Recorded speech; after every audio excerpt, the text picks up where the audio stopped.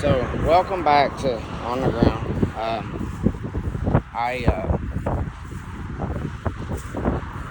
uh, I'm walking back from the dealership.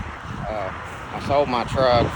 I decided I just didn't really have the convenience of the time to work on it. It's just, it's difficult to do it, and it being just in a parking spot. Four-wheeler is easy to work on in that situation. But, yeah, so I've been considering getting a new one. I've been looking. I gotta see where I stand credit-wise, what options are available to me, and stuff. The Can-Am HD7 Outlander Pro Camo Edition. That one's like 10. So I'm gonna see how that works.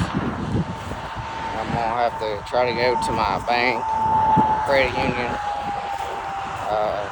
see where I stand, what I can get approved for, and stuff like that. I don't know what'll happen, or if I decide to get that one or not. I like it. I sit on them. That's one of the things I wanted to do, was sit on the machine itself and get a feel for it. I had them started up the HT5 inside because he didn't have a key for that one. It's basically the same sound. Sounds okay. I didn't ride it or anything. It's a Saturday and they were getting ready to close. I had to work hard this week, so I didn't get out here as early as I wanted to. But I just wanted to kind of win the shop. I just wanted to be able to look at them in person. I don't have anything but YouTube and stuff like that to go by. But I wanted to take a look at them because there's a lot different about this model than their 850s and 1000s. So it don't have the kind of credibility and track record that Honda does. And so when you are going to dump $10,000 in a machine, there's a number of things to consider. Durability, reliability, functionality, resale value, things like that. I work hard for my money, so I seek to spend it where it makes sense. But I'm also kind of somebody that says, well, you won't know unless you try it out too, unless you try to figure it out. I mean, I do believe in taking wise advice from people that do know, but this is a new model. Can-Ams have in the past had some issues with, say, their belts. And when I say belts, you might want to consider the kind of issues those are. Maybe half of those issues were due to rider error, abusing the machine, riding it like they stole it, not breaking it in properly, things of that nature. Sinking it up in water. If you're going to do certain things that was not engineered for or sent from the factory, you have to make modifications if you're going to do stuff like send it up to the handlebars underwater in mud and stuff. They do have the XMR for Can-Am, for example, but this kind of applies to a lot of them. The engineers have objectives and goals and that they design the machines for, whether it's Honda, Yamaha, and it does what they intended to. It does good. They're the ones that build these machines, not you or I, from the ground up. And they have been for years and years. They have the resources, the technology, the experts. They know what they're doing. They might not be everything we want them to be, but they know what they're doing.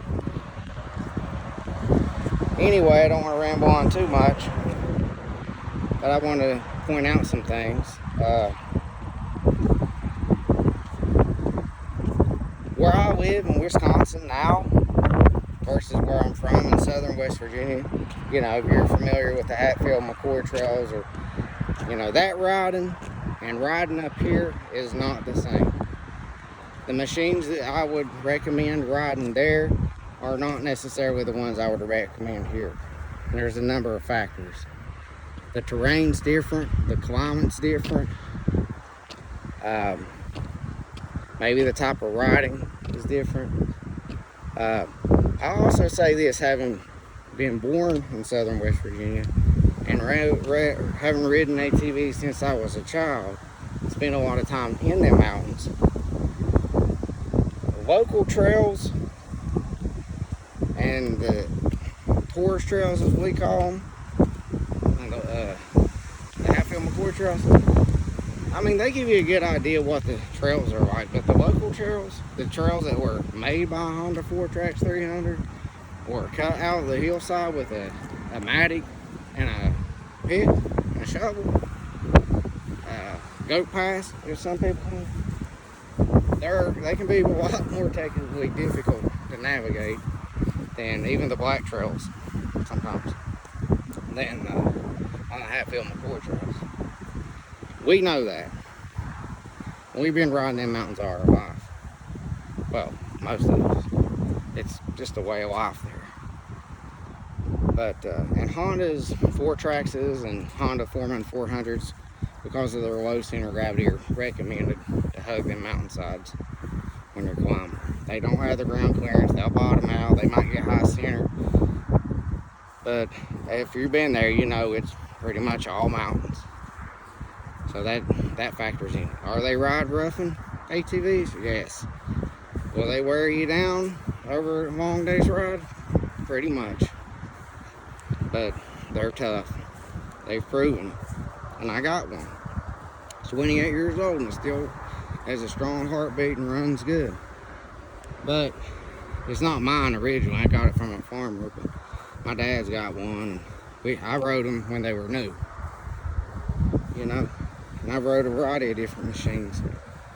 But anyways, what I aim to say is the temperatures don't drop as low and stay as low as they do up here, okay?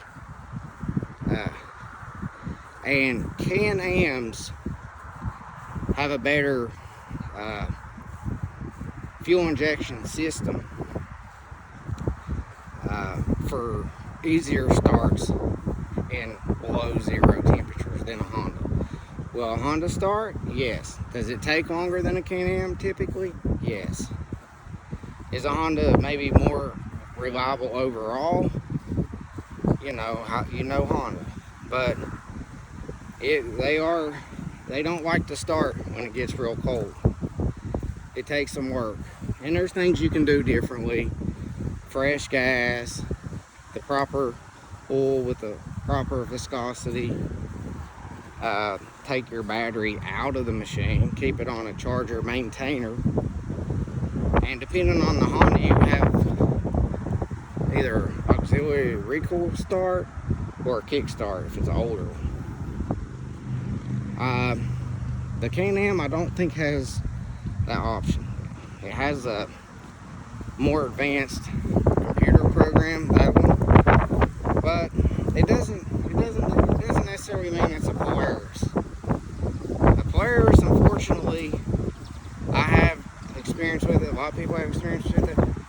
They're just prone to problems. And it's random stuff. I mean, there's some stuff that happens a lot, but you'll have random stuff go wrong with it, and over and over. Quality control there, reliability, it's just not with Japanese manufacturers. There's a lot that they need to do differently for that. But that doesn't seem to be their priority. Before they work out the problems, they already have a new model out. You know, whereas Japanese manufacturers, they keep the same model for 7, 10, 15 years, depending. But they worked all the problems out of most of them. And, you know, people want more conveniences and more newer technologies and stuff like that. I understand. That Can-Am, it's more comfortable to sit on, has a good power steering, better suspension, easier service and maintenance, based on what I can tell. Will it need to be service and maintenance more than Honda? It probably will, but it's not that hard. I don't abuse the machines, personally. I just never, that's just not my way. I don't like tearing up something I have, whatever. Especially if I'm paying a lot of money for it. I just think that rider, I don't hit them at all. I drive around them if I can. But kind of got that out of my system before I was a teenager. But so, in my opinion, my evaluation, by looking at it, not driving it, and putting it through miles of riding, I'd say, you know, it seems built well. The Hondas seem to be built well at times too, so, I mean, not Hondas, but Polaris. But like I said, you know, different places offer different machines that better suit the environment or terrain you're planning on riding. Just like with the Rubicon 700, that's not made for mudding. That's not for farm work like a Rancher or Rubicon 520. That's a trail riding machine that's intended to last a long time. Anyway, and it has a auxiliary recoil starter, so it'll likely get you back to where you need to go. That's the thing with some of these Can-Ams or Polaris, is you don't know if something's going to go wrong. It's not as confident and inspiring as say a Honda, where you just get on and start. But you know, in warm weather like now, it's fine. When it starts getting extremely cold, covered in ice and snow, you know, up here you just learn to adapt. I like their windshield setup accessories or heated grip accessories. Yeah, you can do that to a Honda. But, and it comes with a winch at 10 grand. I'm gonna double check to see if it's actually a Warren winch or built by one. That's what the guy said, but he also said it's the same engine as the 850s and 1000s. It ain't. It's not the exact engine. Maybe he misunderstood or something, but he should know that ain't the truth. Maybe it's the same engine, but just one cylinder. I don't know. I'll have to look more into it. Maybe that's what he meant. I don't know. But, yeah, I like it. If I was going to get one on the farm or a ranch to do utility work regularly, I don't know that I'd go that route. But if I was going to maybe primarily trail ride and stuff like that, I think it'd be a comfortable riding machine. I don't know how well it'd do in southern West Virginia. I already seen one guy that was climbing on one of them black trails, and they flipped it back and rolled it. It's too top heavy. You know, you got to know how to ride them trails. You know, I remember when they first started opening them trails, because I rode on them trail systems before they become trail systems. I mean, they're maintenance now. They're a lot easier to ride on than they used to be. But I also want to say that people would come there from out of state and they'd be going way too fast on them trails. They ain't from there. You go around that curve, it may almost be a 90-degree turn, but you can't see it because it's around the side of the mountain, and then it just shoots straight in one direction. You go flying off the hill, and that may be a 300-foot drop.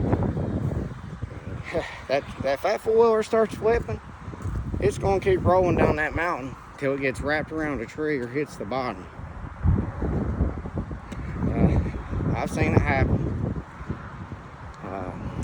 You know, I'm not saying I'm the best rider, but you know, it's about, you know, thinking it through a little bit. You don't want to get hurt. If you got a brand new machine or relatively new machine, you don't want to tear it all to pieces and have to find a way to go over down there and get it out. Have somebody tow you out. I mean, maybe you want to have fun, but just be careful, because there's some pretty tricky areas there. And people have been hurt and killed there, so just keep that in mind. And those people probably thought they'd be fine, they could do it, they knew what they were doing. If they knew they were going to die that day, I don't think they would have been doing what they were doing. But sometimes it's a complete accident. I've seen people come around one turn or another from the other direction and run right into each other. Because you can't see, you have to be careful. If it's a flat area, you don't have those kind of issues, but when you're in those type of areas, there's hazards, and you have to be careful. I can't stress that enough. It's not worth getting seriously injured or killed. But and you know, they have a lot more laws and restrictions and requirements up here in Wisconsin. You gotta get plates and take safety courses. If I'm not mistaken, use hand signals, which never did any of that down south. We go to McDonald's on four-wheelers too, but go to town, go down to the neighbor's house. We don't even bother getting in the car. So, but you know, I just wanted to make a video. I know I hadn't made one in a while, so we'll see what happens next. I don't know if I'm going to go to Tiffany Bottoms this year or not. May just hunt in Sheboygan or something, I don't know. But I'll see you again next time here on the Ground. If you like the content, click the like, click the subscribe, and if you have any comments or questions, just leave them in the section below, and I'll see you again here next time on the Ground.